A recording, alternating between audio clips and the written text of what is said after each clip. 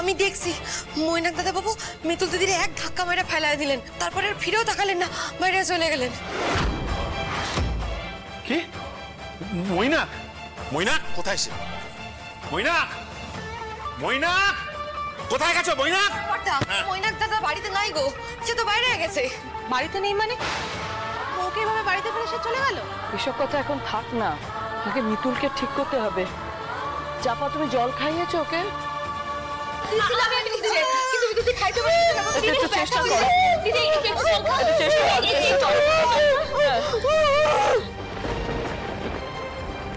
মাঠান, দিদিকে কিন্তু এক্ষুনি স্বাস্থ্য কেন্দ্রে নিয়ে যেতে হবে, এটা লেবার পেন উঠেছে, এক্ষুনি না নিয়ে গেলে কিন্তু মস্ত বড় বিপদ হবে মাঠান। পুতুল, আমার মনে হয় ডক্টরকে একবার ফোন করা উচিত, উনি একবার দেখুক, তারপর না হয় স্বাস্থ্যকেন্দ্রে নিয়ে যাওয়া যাবে। আরে না না, তুমি কি বলছো এটা? আমি তো বলছি এটা লেবার পেন, এক্ষুনি নিয়ে যাই, স্বাস্থ্যকেন্দ্রে যে ডাক্তার থাকবে তিনি দেখে যা বলার বলবেন, ফেলে রাখা যাবে না, মা বাচ্চা দুজনের বিপদ হবে। দিদি কষ্ট হচ্ছে না? অরুণ, অরুণ, অরুণ বাবা, একটুখানি স্বাস্থ্য কেন্দ্রে নিয়ে যা, হ্যাঁ, আর টাকা পয়সা যা লাগবে তার কোনো করবি না, আমি সব দেবো, ঠিক আছে? ঠিক আছে, ঠিক আছে, আমি সব কিছু ব্যবস্থা করছি। চাপাতি, দেখেন, চাপাতি, চাপাতি, তুমি ধরো, মায়ের তো জ্বর, আমি না আসা অবধি একটু সাবধানে রেখো, ঠিক আছে? ঠিক আছে দাদু ভাই, তুমি চিন্তা করো না, আমি তো বাড়িতে আছি, তোমার মেয়ের কোনো অযত্ন হবে না। চল চল চল, তাড়াতাড়ি চল।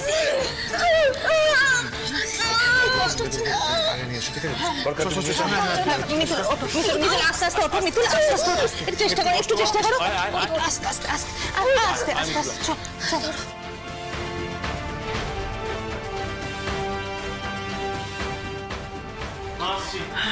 সাবধানে। মাঠান, আমি যাই, বাচ্চাটারে শুয়ে আসি। দাঁড়া চাকর, তোর সঙ্গে আমার কথা আছে। ডাক্তারবাবু! দিদি, দিদি কিচ্ছু হবে না, দিদি খুব কষ্ট হচ্ছে না, খুব কষ্ট হচ্ছে না, কিচ্ছু হবে না দিদি, একটু শান্ত। এই তো ডাক্তারবাবু, এই তো ডাক্তারবাবু, ডাক্তারবাবু নিয়ে এসেছেন, খুব ভালো হয়েছে। ডাক্তারবাবু দেখুন না, দিদির বোধহয় লেবার পেন উঠেছে। ডাক্তারবাবু, আপনি কিছু একটা করুন, প্লিজ কিছু একটা করুন, দিদিকে বাঁচান।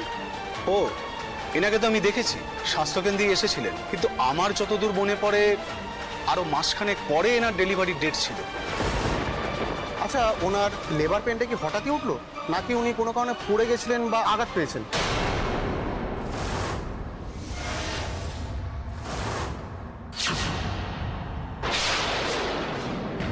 আমাকে তুই খুলে বল, মিতুলের এই অবস্থা কি করে হলো? হঠাৎ মৈনাক ওকে ধাক্কা দিয়ে চলে গেল কেন? কারণ আমি কিছু জানি না মাঠান, আপনারা বাইরে যেতেই আমি তো রান্নাঘরে কাজ ছাড়তে চলে গেলাম, সেইখান থেকেই শুনতে আসছিলাম যে দুজনের মধ্যে খুব ঝগড়া হইতে আছে এইখানে। তারপরে আমি এই বাইরের ঘরে আসলাম একটা কাজ করতে, তখনই এসে দেখি মৈনাক দাদাবাবু মিতুল দিদির এক ধাক্কা মাইরা চলে গেলেন, আর ফিরেও তাকালেন না দিদির দিকে, আর সেই থেকে মিতুল দিদি যন্ত্রণা এরকম ভাবে কাজ চাইতেছে মাঠান। আজ মৈনাক যে কাজটা করলো তা ক্ষমার অযোগ্য, মানুষ একটা অমানুষ। না না না, ওকে আমি এ বাড়িতে কিছুতেই থাকতে দেবো না। মিতুলের ডেলিভারিটা ঠিকঠাক হোক, তারপর ওর ব্যবস্থা আমি করব। হ্যাঁ, একটু অসাবধানতায় পড়ে গেছিল আর কি। ডক্টর রায়, বাচ্চার অবস্থা ভালো নয়, প্রিম্যাচিওর ডেলিভারি করতে হবে।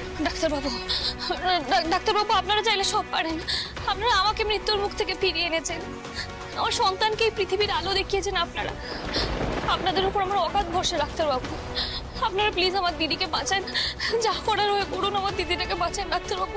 আপনি একটু শান্ত হন, আমি আমার যথাসাধ্য চেষ্টা করব। নার্স, লেবার রুম রেডি করুন।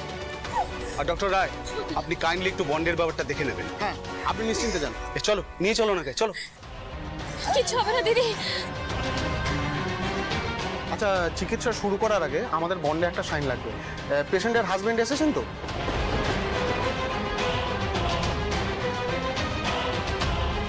কি হলো, উনি আসেননি? না ডক্টর, আসেনি, কিন্তু আপনি আমাকে দেন, আমি সাইন করে দিচ্ছি।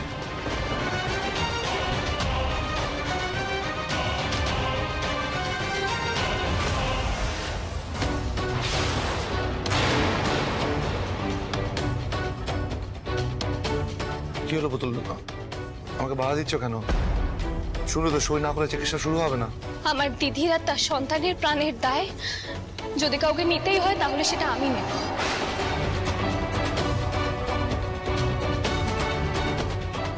আমি এই দায় আর কারোর উপর চাপাতে চাই না, তোমার উপর না।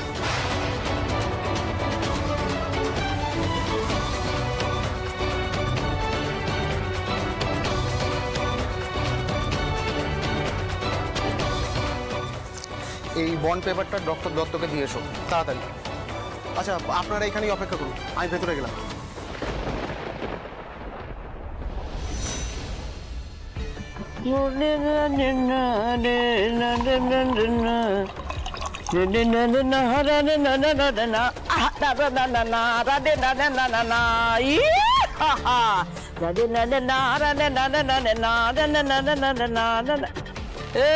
মুখ ঝুলিয়ে বসে আছিস কেন? এনে ধর, খা খা খা খা খা। খাবো না। কি হয়েছে রে? ঢং হচ্ছে, ঢং। কি হারামজাদা, তোকে আমার পায়ে ধরতে হবে নাকি? বাবা খা, বাবা খা। চলো না। কেন বাজে বকছো বলো তো? বলছি তো তুমি খাও, আমি খাবো না, আমার এসব ভালো লাগছে না।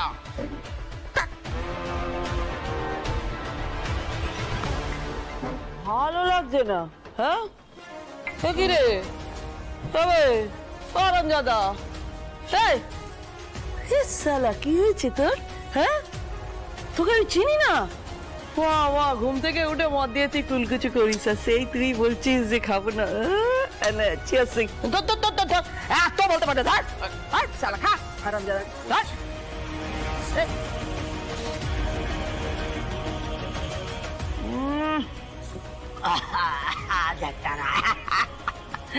কি হয়েছে কি বলবি তো? মুখটা ঝুলিয়ে আছিস কেন? কি আবার হবে, একেবারে কেস হয়ে গেছে, বুঝতে পেরেছো? কুকুরের পেটে যেরকম ঘি সহ্য হয় না, আমার জীবনেও যেন সুখ সহ্য হয় না। যতদিন তুমি নকল মাঠান সেজে ওই বাড়িতে ছিলে, ইলাহি ভাবে ছিলাম পায়ের উপরে পা রেখে। তারপর ওই পুতুল টিটিপি ঢুকে এলো, হ্যাঁ, সব শেষ করে দিল। আমি ওই বাড়িতে না এখন চুপসে গেছি। কোথায় থাকতে দিয়েছে জানো? একটা ছোট্ট নোংরা স্টোর রুমে। তারপর গোদের ওপর বিস্ফোরা, আমার নকশার উপর ডিজাইন। ওই মাঠান এইখানে আমাকে চড় মেরেছে, এত বড় সাহস ওই বুড়ির, এখানে আমাকে চড় মেরেছে। হ্যাঁ, আর ওই 15% যে কাগজটা না, প্যাচ প্যাচ করে ছেড়ে আমার মুখে ছুঁড়ে মেরেছে।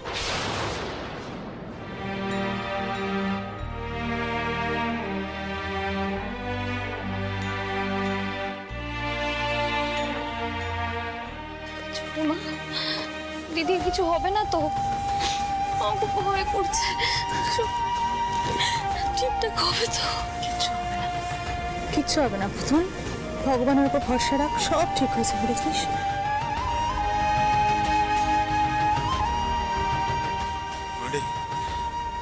তবে যতই দেখছি না আমি অবাক হয়ে যাচ্ছি, বিশ্বাস কর।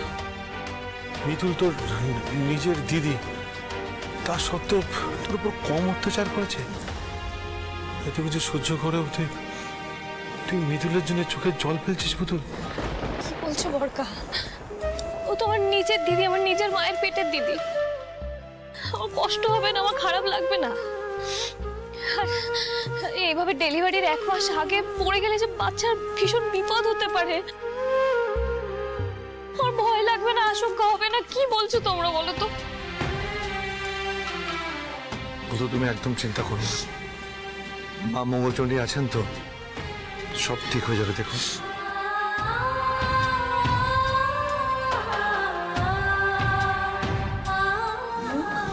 পদ্মা ভাই, তোমরা মৈনাককে কি একবারও ফোন করেছো?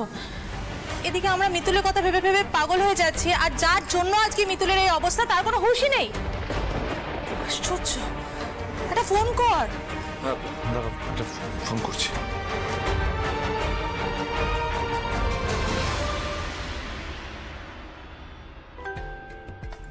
কি আবার ফোন করছে? বুঝলে, শান্তি দেবে না এই ভেড়া কুমার, আমাকে শান্তি দেবে না। বাইরে এসেও কোনো শান্তি নেই, ইচ্ছে করছে। কি গো, পেলে ফোনে? ফোন কেটে দিচ্ছে। না কেটে দিচ্ছে, এটা কি কথা হলো? আশ্চর্য তো, ও খুব ভালো করে জানে বাড়িতে কোন কাণ্ডটা ঘটানোর পরে ও বাড়ি থেকে বেরিয়েছে, তারপরে কোনো তাপ উত্তাপ নেই। হ্যাঁ, আরে মিতুল কেমন আছে, ও প্রেগনেন্ট, একবার ফোন করে খবর নিল? মানছি যেটা করেছে রাগের মাথায় করেছে, কিন্তু সেটা তো অন্যায় করেছে, দায়িত্ব নেই। একটা অসভ্য, একটা ছোট লোক টাইপের ছেলে। তোমার এখনো অবাক লাগছে? তুমি জানো না ময়না কেমন ছেলে? দায়িত্ব জ্ঞান ছেড়েই দাও, ওর মধ্যে কোনো মনুষ্যত্ব আছে? কিন্তু মৈনাক দা এইভাবে ফোন কেটে দিচ্ছে কেন? এখন তো কোনো কাজও নেই, এত কিসের ব্যস্ততা? চুপ করে বস, এখানে চুপচাপ বস, মালটা খা, দেখ সব সামথিং হয়ে যাবে, সব ঠিক হয়ে যাবে। কিচ্ছু হবে না, এই সব হয়েছে তোমার জন্য। আমার জন্য? হ্যাঁ তোমার জন্য। খালি বড় বড় কথা, বড় বড় বাতেলা, এই হ্যান করেঙ্গা ত্যান করেঙ্গা, আর কাজের বেলায় পিঠে ছুরি মারলে। আরে কখনো শুনেছো পিঠে ছুরি মারলে কেউ মরে? হ্যাঁ, আরে ছুরি মারার হলে এই হাটে মারবে, হাটে, ওখানেই কেলিয়ে পড়ে থাকবে, পেট হয়ে যাবে ওখানে। সব সব মজা, খেলা খেলা খেলা খেলা, এটা একটা খেলা রে, খেলা। শোন, চাকুটা একবারে হাটে মারলে মরতো পুতুল টিভি, একবারে এই স্পটেই মরতো, কিন্তু আমার গায়ের জ্বালাটা মিটতো না। একদম বাজে কথা বলো না, হ্যাঁ ডুপ্লিকেট। আসলে ব্যাটে বলে হয়নি, বুঝতে পেরেছো? ছয় তো হয়নি, হিট উইকেট হয়ে গেছো। এখন ব্যাট আর বলকে দোষ দিয়ে কোনো লাভ নেই। কেন বলো তো? হ্যাঁ, পিঠে ছুরি মেরে কি ফুস হয়ে গেছিল? হ্যাঁ হারামজাদা, একদম ফটর ফটর করবি না।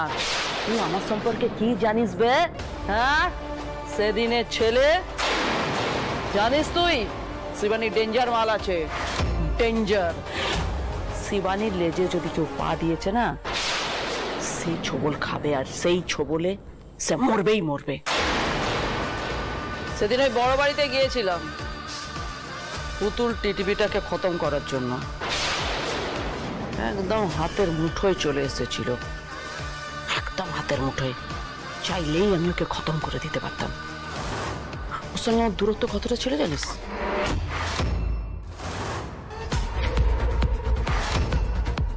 এইটুকু এইটুকু, বুঝতে পারলি?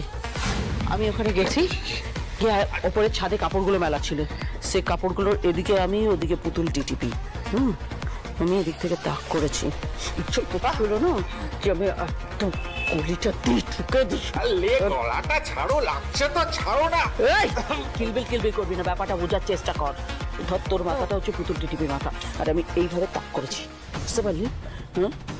এইটুকুনি দূরত্ব ছিল আমার, এই যে বন্দুক থেকে তোর মাথাটা যতটা দূরত্ব, শালির সঙ্গে আমার এইটুকুনি দূরত্ব ছিল। ইচ্ছে করছিল দিয়ে ঠুকে দিই, বুঝতে পারলি?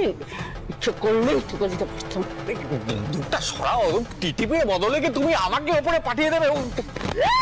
হারামজাদা, ডরপোক কহিকা, সালা গিদ্দর, সালা চুয়া আছে, চুয়া। বস বস বস, আরে বস বস, সালা বস, আরে বসতে বলেছি তো। আমার উপরে চোটপাট করে কি হবে বলো তো? সবসময় আমার উপরে চোটপাট করো। ওদিকে পুতুল টিটিপিকে সামনে পেয়ে তো মারতে পারলে না কেন? সালা মারতে পারলি কি রে? শিবানী পারে না এমন কোনো কাজ নেই, করিনি, শখ করে করিনি, শখ করে। একবারে যদি পুতুল টিটিপিকে মারি তো শেষ হয়ে যাবে, কিন্তু আমি ওকে তড়তে তড়তে মারবো। ওই মেয়ের জন্য সারা এই ভাগাড়ে আমাকে জীবন কাটাতে হচ্ছে। সালা পুলিশ আমাকে হন্যে হয়ে খুঁজছে, ওকে এমনি এমনি মারবো? তড়পে তড়পে মারবো শালিকে। বর সোহাগী, পুতুল সোহাগী, বরটাকেই আমি তুলে নেব। বাচ্চা খুব না, বাচ্চাকে গান গেয়ে গেয়ে ঘুম পাড়াচ্ছে, বাচ্চাকে তুলে নেব। বর থাকবে না, বাচ্চা থাকবে না, সবকিছু হারিয়ে পাগলি হয়ে রাস্তায় ছেঁড়া কাপড় পরে ঘুরবে। তখন বুঝবে হারামজাদি যে শিবানীর এক ছোবলে কত বিষ।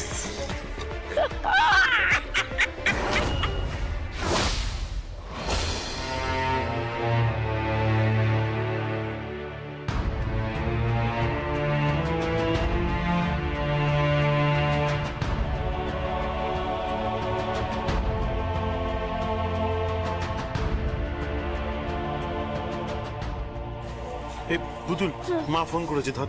মাঠান, হ্যাঁ, হ্যাঁ হ্যাঁ মাঠান বলো। হ্যালো, বলছি মিতুল কেমন আছে এখন? ডাক্তার কি বললো? মাঠান দিদিকে তো ওই লেবার রুমে নিয়ে গেছে। আমার খুব ভয় করছে জানো। ওই আমার যে ডাক্তার আমার ডেলিভারি করিয়েছিলেন ওনাকেই পেয়ে গেছি আমরা। উনি বললেন বাচ্চার অবস্থা একদম ভালো না, খুব ক্রিটিক্যাল, প্রিম্যাচিওর বেবি তো। আসলে কি বলো তো, দিদির ডেলিভারির ডেট তো 1 মাস পরে ছিল, এখন হঠাৎ করে ডেলিভারিটা করাতে হচ্ছে, বন্ডে সই করতে হয়েছে।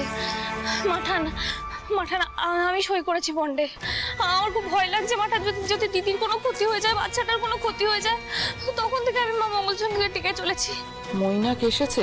না মাঠান, তোমার নাতি কখন থেকে ফোন করে যাচ্ছে, সে প্রথম দিকে তো ফোন কেটে দিচ্ছিল, এখনো ধরছেই না। এভাবে ফোন কেটেও পালাবে কোথায়? ও যে অন্যায় করেছে তার দায় তো ওকে নিতেই হবে। তোরা ওকে ফোন করে যা, তারপরে আমি দেখছি কি করা যায়। না মাঠান, আমরা বারবার ফোন করছি। আচ্ছা আমি রাখলাম এখন, তুই কিন্তু আমায় সময় সময় খবর দিস। একদম ঠিক আছে।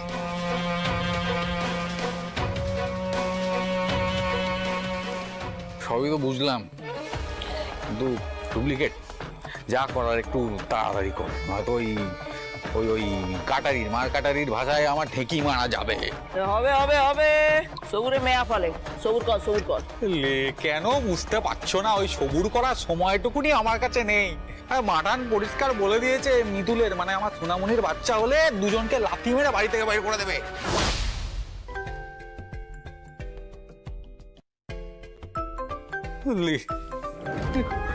আমার মাথা থেকে শনি নামবে না। এই ভেড়া কুমার ফোন করেই চলেছে, ইচ্ছে করছে ফোনটাকে ভেঙে দিই, তার একটা ফোন কেনার টাকা নেই। বলি ডুপ্লিকেট কিছু একটা করো, একটু তাড়াতাড়ি করো।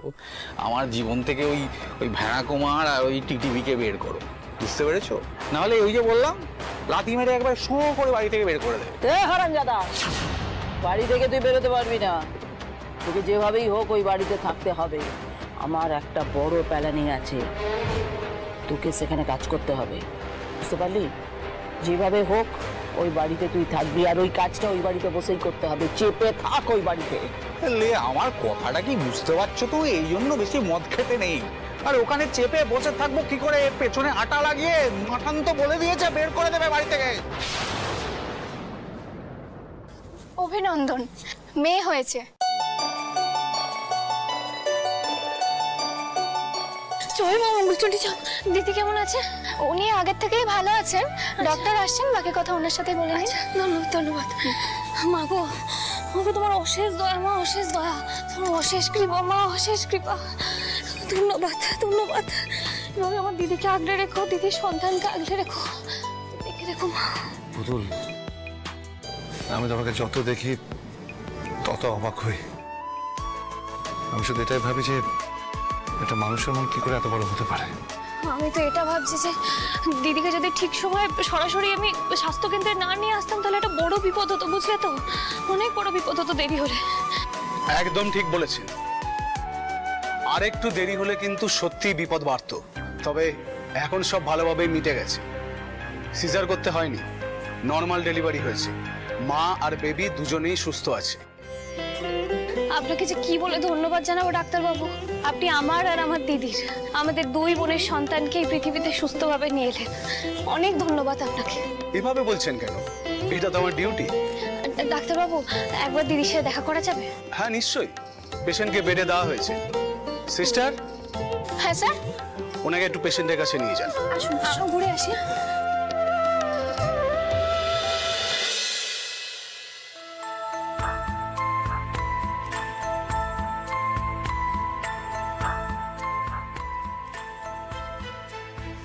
মা, কি মিষ্টি দেখতে হয়েছে রে তোর মেয়েকে, একদম পরীর মতো। হ্যাঁ রে, তুই ঠিক আছিস তো? অবশ্য ডাক্তারবাবু কিন্তু বলেছেন এখন তুই তোর মেয়ে দুজনে একদম সুস্থ, আর কোনো চিন্তা নেই। চিন্তা নেই? কোন জগতে বাস করছিস তুই? চিন্তার তো সবে শুরু। নাই পারবো। তুই এরকম কেন করছিস দিদি? সুন্দর একটা ফুটফুটে মেয়ে হয়েছে, কত হাসি খুশি থাকবি। পারছি না থাকতে হাসি খুশি। সন্তান জন্মানোর পর সব মায়েরাই আনন্দ করে, কিন্তু আমার তো কপালটা পোড়া।